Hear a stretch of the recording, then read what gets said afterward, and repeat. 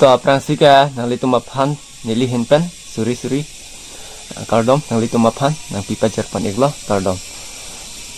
nili la bangso video long aku buthot nili ke bang thu lam bang ke lapuhan lo ala jivisteron lapen sotkuru lapen kiri lapen carbidrim pumeo nempar ke karbicud lodakai alang litum aphan aku ka reply tuji pu kacisik tu pusing nang litum aphan non pen nang pacini pon lo lasi aku ndolang comments lason akahino nang kipi duna tumaphan hai arat atheng no arat hongjai along nang lituma comments paklang prui pusi nili mathapon paklang yo gedat po ako hala non ke nang litum dak nili long comments akahino ke ong dung menit aphaya tum ke hala jivisteron kacupang rengat chong ho sini lilong nang toy tak lo lapen sotkuru along subscriber atum si achapria chapra tum si nililong wang hup lo lapen apu kiri kacupang reng amit hana hura tum sini long wang tak lo lasi komen sakit non nililong ong dung lo hala tum si nilipana pacini lo hala tum si nililong nang toy hup lo la sona teng lo mati aprang nililong kido subscriber tum ke chinki me pik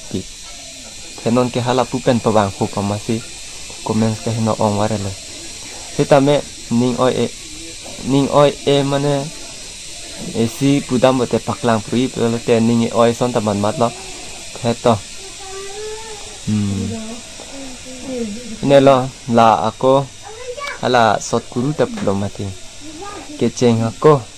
ka famous ji pa cepa viral ji plote nangli akai no kam klem non viral famous po lam theke nang pinang dun trip po alam theta do kong mati la sito nang litum jong he la komen akai no nang kipidun impar ne video pan ke lag du silat la cepat hijeng an la ning nang sik sak dun pesitame bonai bom pon ki la nang pachini lo la ban nang le tu hadi komen sa phai ba nang pa ong dun den cho akai no ta cho la bang che hok lo ni ki akai no komen ma nang pi opi komen ma na pi he nang pi dun ver ta cho lo la munit tu mahok ta hok akimia kam plote metupik hangjang mati ke viral on e medium plote viral e somoni de nang cepa viral tung pasitame viral e medium la me akimia kam plote metupik hangjang nang ji la pen la akahino kam lo plote ka viral bang chat la si nili video kai ke le selam se tame asap suprek chat la son si nang litum aphan nili video nang paklang ta la si pachini lo nang litum aphan ako nili hala jivisteron tumphan lapen sotkuru atum aphan alang litum phan nili first kichenko alang litum han nili question kar juga tene mati di akahino ke thedung khangjang lapan alang litum ningkang iwaret nang chia lam ta kalimati ning su iwaret nang chia kam ta kalimati lapan nili phan nang ka reply hut nili phan amen nang ir tam nang ir pru nang jipu kalimati latum non ke alang litum jong si aning meet aning thirjer sidup lote nili phan kapre galam thepen niliphan amen ang pangbar beter nang ji na reply pame nang ji lang litum non ke chapri kang ho na black dog tang ho la sonayat pensi nang pangbar mati latum la si nang litum ke thek share youtuber alilo nang litum kamatha aphung choklong plong nang litum aphu arlo munit kaching hon abang phu atung alilo karbi kaching hon abang phu alilo sinang litum malongta ke chokche sap dukok lo la hello munit tum ke anutin abang phuta me et chok et kalima non ke nililong ke comment sa ke no ong waret ke nang litum pangbar pru puta pupru dan si hala nang litum along ke nang litum subscriber nang litum follower datum ke tenan mati nang litum phana keceng tan nang support dun si nang dudun no mati ta hela si niliphan nililong pawang hop si nang pahang pripralo nang litum Pudam melo nang litum si menta nang pangbar tapoy nang litum macha pangreng ami than si nililong nang toy hop lo to ente non lan nili alang litum phan ka reply ji gali mo ka reply ji sita